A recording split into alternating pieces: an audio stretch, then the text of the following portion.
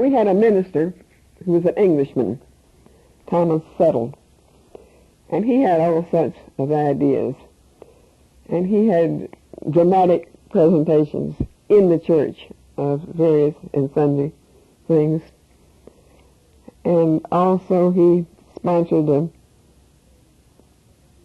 picnic and demonstration and a 4th of July parade.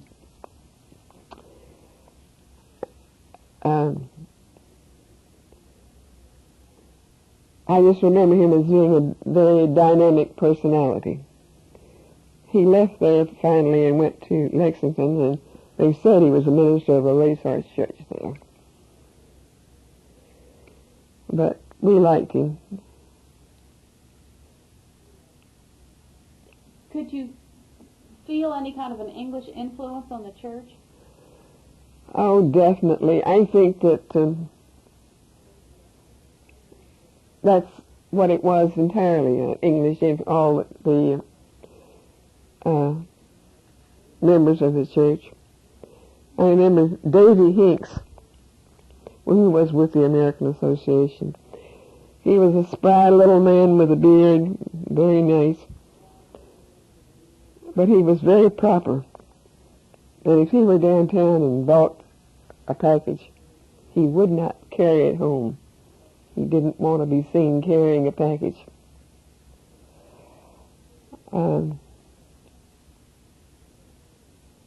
But there was I think that this was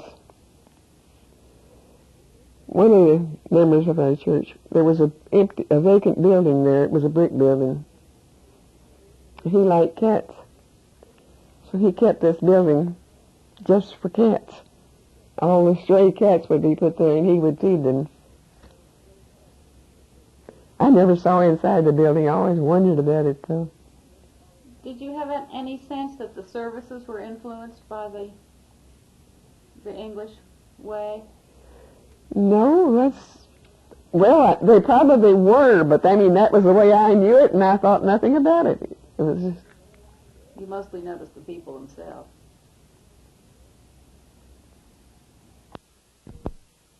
It's now December 7th, 1989, and we're continuing our conversation.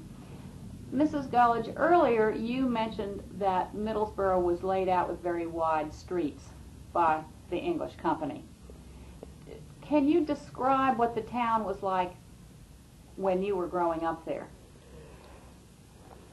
Well, it was, I would say that there was a definite division in the town. The railroad divided it, the east end from the west end.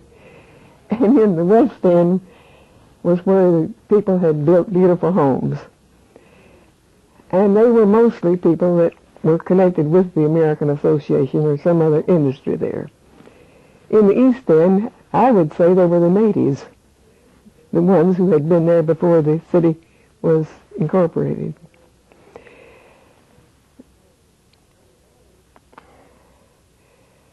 And the boys in the west end did not date any of the girls in the east end. It was just like two separate towns. Where did you live? In the middle. We lived in an apartment building. It had been the land bank building when things were going well. They had converted it into apartment buildings, and so we lived right downtown in the land bank building. What did the downtown look like? What buildings and stores did it have? Well, it had two banks right across the street from each other, a hospital, and various retail stores, clothing stores, hardware stores. I worked in the wholesale and retail hardware store there, and was owned by Steve Reams, who had married one of the wealthy families there, the Tennants. And I enjoyed working there. I worked first for the coal company, but then they moved their offices to Knoxville. And so I was working in this hardware store. They sent their men out to the mines, and they would get for the people who were in charge of the mines anything that they wanted. The people who lived at the mines, if they wanted a certain kind of, I would say, embroidered floss matched, I'm just making that up, but they would get it. Any little thing that they wanted, they would make. They had an office in New York that would furnish anything that they asked for. So they hardware had store did? the salesman going out to the mines. But that was to take care of the people, the management who lived at the mines. Any needs that they had, they would see that they got it. I thought that was so strange because little things, that if they wanted it, well then, of course they had good business there, that's why they did it. They sold big things. This was mostly to the people in management, not to the miners. Yes, to the management. The miners got well paid, and they had commissaries at the mines that they bought most of the things from. But on payday, they would come into Middlesboro, and they had a lot of money to spend. And they bought expensive things like silk shirts and things like that. But then they'd go back and they wouldn't have any money to buy food with, and they'd have to get credit to the commissary till the next payday. Do you remember the hardware store being a real center of activity while you were working there? Well, no, it was not. It was a retail hardware store. I mean, they sold retail, but it was also this wholesale hardware store. And I went there as a secretary. They hired me as a secretary, and that was what I was trained for. But when I got there, they wanted me to keep the books. And I said, well, I don't know anything about bookkeeping. I never even studied bookkeeping. They said, well, that's fine. We want you to keep the books the way we want them. When we hire somebody that studied bookkeeping, they want to do it with their system. So I looked at the books, and I kept the books. It wasn't hard. I just studied the ones that had gone before and kept the books. Was there a place in the town where activity was focused? I mean, like a grocery store or anything like that, where people kind of gathered, or not? No, I don't think so. There might have been a drugstore there where it was right down in the middle of the town that people went by there to get a soft drink or something and see people, but I don't think there was a. It was more sophisticated than that, I think. I think you mentioned something to me earlier about streetcar tracks. Well, there was not any there. There was no streetcar when I was there, but the tracks were there. I don't know whether they actually had a car running earlier or not, but the tracks were in the street. But that was not when I was there. What do you remember about the trains coming through? How often did it happen, and what kind? Well, I don't know at what time or how often, but I do know that it was something to do to go down to the station and see the train come in. And I remember putting nails or pennies or something on the track so it would be flattened by the train. We thought that was fun. Did you yourself ever ride the train? Oh, yes. Well, that was the only way to go any place, was to ride the train. What do you remember about the old trains? Well, we had to go through a tunnel. And, of course, it was black and smoky inside the tunnel when we went through it. Because the trains were not electric? Oh, no, they were not electric. They were coal-fired. Do you remember, did you ever spend a night on the train? Well, yes, when I was a little older, I went with my father to Virginia to visit his daughter my half-sister who lived in Virginia. And I enjoyed riding the trains. Did you, when you were riding that train, did you sleep sitting up, or did you? Oh, we had Pullmans. I had a berth. Well, for the people who have never seen an old Pullman car, what was your sleeping arrangement like? Well, they had it was just like a passenger car in the daytime. When it was bedtime, they pulled down the berths from the ceiling, and there was an upper and a lower berth, and the porter made it up, and then they had a bathroom dressing room at the end of the car where you could go and change into your night clothes and robe. And did the birds have privacy? Yes, curtains.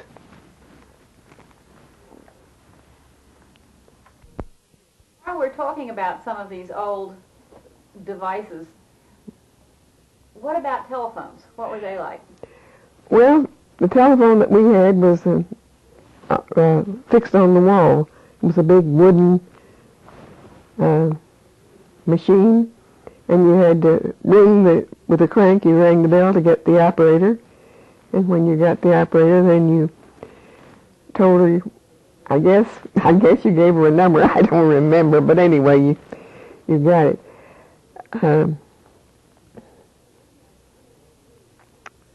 At one time, I don't really remember this, but I think I was told at one time there were 2 telephone companies there.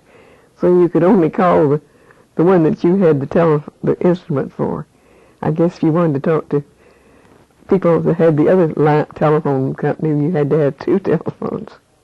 We only had 1. Did you have your own private line, or did you have a party line? I couldn't tell you. I don't know what it was. I just know we had the telephone. How was your apartment heated? Do you remember? Coal. We had a heating stove, and we had a cooking stove that used coal for fuel, and grates, fireplaces. So each apartment had its own stove that heated yes. that particular No central heating.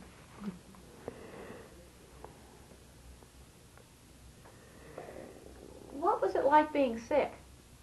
Sick? Sick. Do you remember anything unusual? Or do you remember any different kind of medical care? Well, our family doctor, lived right across the street from our apartment. And whenever we were sick, he'd come of course they made house calls then. And I guess I was sort of not too robust when I was young, because he made quite a few calls to see me. And Mother said he told her once that if I had been anybody else, he'd been worried about me because my fever was so high. But with me, he didn't worry because he knew that was just the way I was, and it didn't bother me. Do you remember the flu epidemic in 1918? Oh, yes, I do. We all were sick except my father. We were all in bed sick except my father. He never got it. And during that epidemic, his son, my half-brother, in Virginia, died. And he couldn't go to the funeral because we were all sick. Did you know anyone in Middlesboro who died? I don't remember.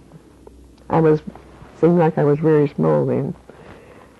I remember being in bed and I felt like I was flying around up on the ceiling. I guess I had a high fever. But that's what I remember about it. And I think my aunt came from Tennessee to help Father take care of us. Do you have any memories of World War I, which of course was overlapped with that? Well, yes, my sister, who was 8 years older than I was in high school at that time. And several of her classmates had to go to the Army. And when she graduated, I think some of them had died, or I don't remember the years, but anyway, they had seats for them in the graduate class. They left vacant seats for them. She was studying German at the time the war broke out. They discontinued teaching that. Remember any shortages in Middlesboro caused by the war? Oh, yes, we couldn't get flour. They sold what they called, there was a mixture of meal and flour that they sold. Because they said they couldn't ship meal overseas, but they could ship flour. And we thought that we'd rather have had the flour and the meal separated because we liked cornbread made with meal. But they said that the people in Europe didn't know how to use cornmeal, so they had to send all the flour over there. That's about the only thing I remember about the shortages of food. Were there any parades or any displays of patriotism or anything like that? Not that I remember.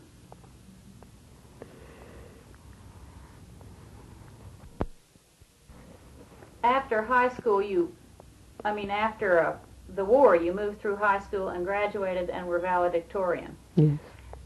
Do you remember anything in particular about being valedictorian or about the speech you made, if you made a speech? Oh, yes, I made a speech. Right now I can't tell you what it was, but yes, I had to make a speech. What did you do after high school?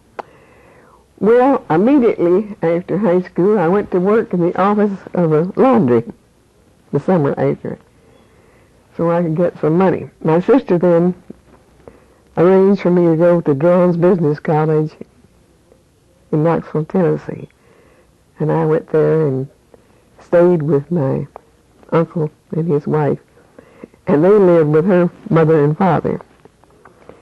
And her father we all called Grandpa McCoy. So I went to business college, and at lunchtime I was going to eat downtown, but Grandpa McCoy decided that I wouldn't eat properly if I ate downtown. So he came to get me every day at lunchtime and took me home where they had this huge meal of all kinds of food on the table. Every day he would come and get me and bring me there. He drove a big Hudson.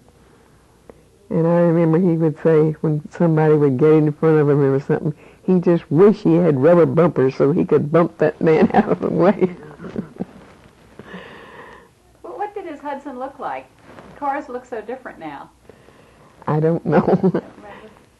I don't know. I have a picture of it, but it just looked like an old-timey car, boxy-like, I guess you might call it. How long did you stay in Knoxville? Well, I went there in September, and I guess I came back in the next spring. I wasn't there a year, and I really didn't finish the course. And this was which year now? This was which year? Years? Well, I went there in 25 and came back in 26. The spring of 26. Do you remember anything else about being in Knoxville that looms large? Well, my aunt by marriage had a niece who was about my age, and she lived right next door to them. And I was with her quite a bit. And she was much more socially advanced than I was. So I went with her, and we had dates and things like that because...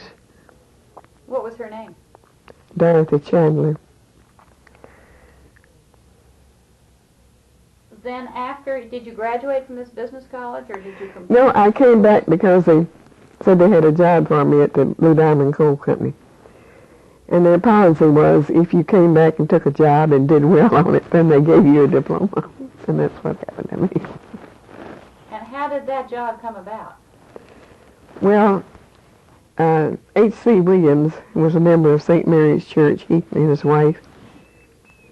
And he was the general manager of the office of the coal company there in Middlesboro. And his wife knew that I was taking a business course, so she told him to hire me. So I went to work there, and they already had one girl in the office who did everything. But I went as his special employee as a secretary. So when he wasn't there, I just sat and did nothing because she was a little leery about having me in the office with her because she had done everything by herself before. How long did you stay in that job? Well, it must not have been too long, about a year, I guess, because the overall management of the mines decided to move the office to Knoxville, Tennessee. And when they did that, then I went to work for a wholesale dry goods company there and worked a month or two for them. But at that time, Steve Reams needed a secretary in a hardware store, and he asked me to come there, and I went there and worked until just before my first child was born. And in the meantime, you met your husband, is that correct? Well, yes. At the hardware store, I took the money to the bank, made a deposit in the bank, I carried it to the bank. And he says, he kept seeing me bring the money in there, and he wanted to meet me. And he asked a girl that worked in the bank to introduce him to me, but she wouldn't do it. So then he asked a girl who worked in the bank across the street. So she made arrangements for us to meet, and that's how I met him. And what was his name? His name? Yes. Franklin Asbury Gullidge. Let's talk a little bit about him. Where had he come from originally? Well, he came to Lincoln Memorial University, which was at Harrogate, Tennessee, across the mountain from Fairfax, Alabama. Before that, he was born in Griffin, Georgia.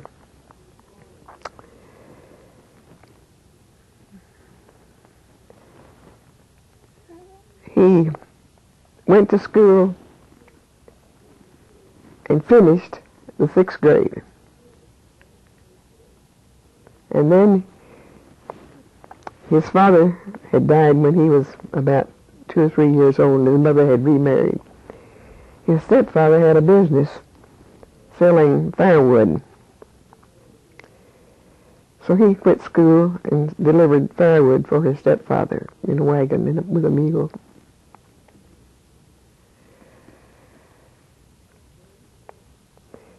Then he did all sorts of things. He sold cosmetics door to door. He was a news butcher on the railroad. And I don't know what else. But then he worked in a cotton mill. I think he was sweeping the floors because he was very young. And then in Fairfax, he was in the office, in the supply office. And he had a friend there, Jimmy Steele. I don't know whether you've heard of him or not, James Steele, the author. He and Frank were in the supply room together. And Jimmy left to come to LMU University. And that was why my husband came. He came after James did.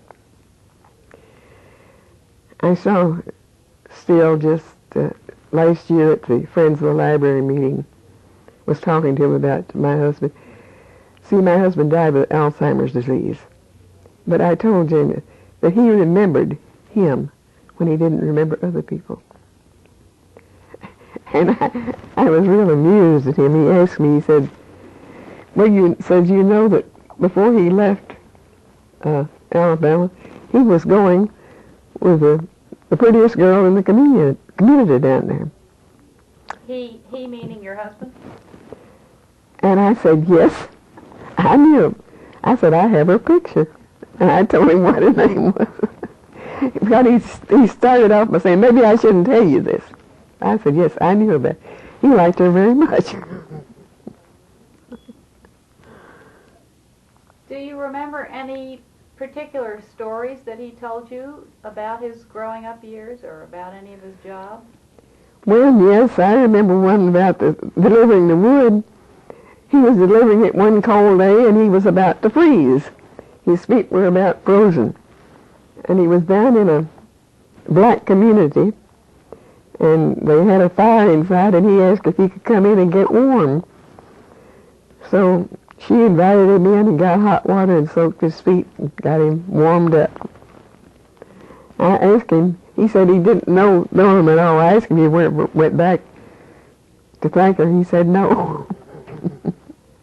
But she was very kind to him. What was he like?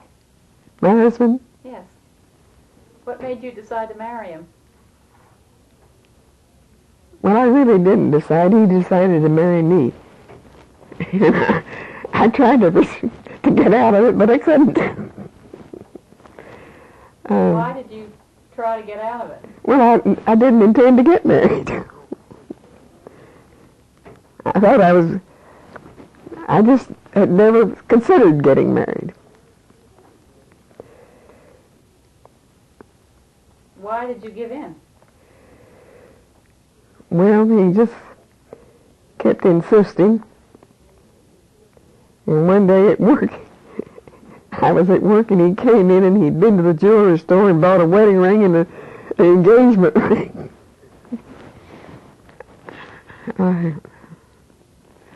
I told him he was having too good a time with the boys that he lived with in the a bachelor apartment they had in town. I said, you're just enjoying that too much. You don't need to get married. But he said, well, look what I'm getting.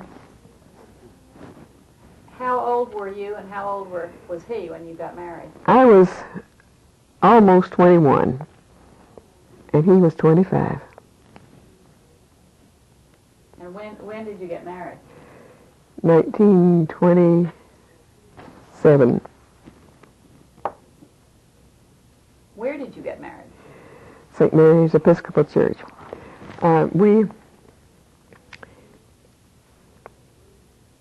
I thought first that we wouldn't be married in the church because they had just had a marriage in the church, one of the parishioners. It was a very elaborate affair. And some of the people in town were talking about that wedding as being a champagne wedding on a beer pocketbook. And I knew that my family didn't have money, and I didn't think that I could afford a church wedding, so we were going to be married at home. But my husband, in the bank one day, the minister came in, and he told the minister, he said, you know, I may have a job for you soon. He wrote him a little note to say that. Then he talked to him about he was going to get married, and the minister told my husband that we should get married in the church. So we did.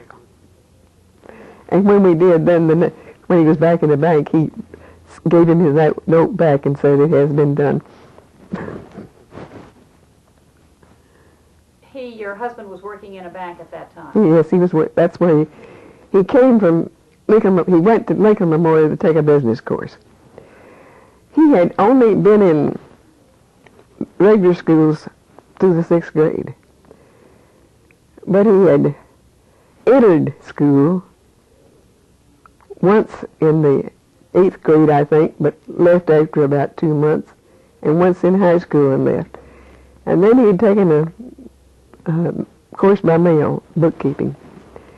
But after Jimmy Steele came to LNU, then he decided to come, so he entered the business college there at LNU. And when they liked him there, and when they needed somebody at the Citizens Bank in Middlesboro, they recommended him. So he checked out of the university and went to work there. And he stayed in banking all the rest of his life.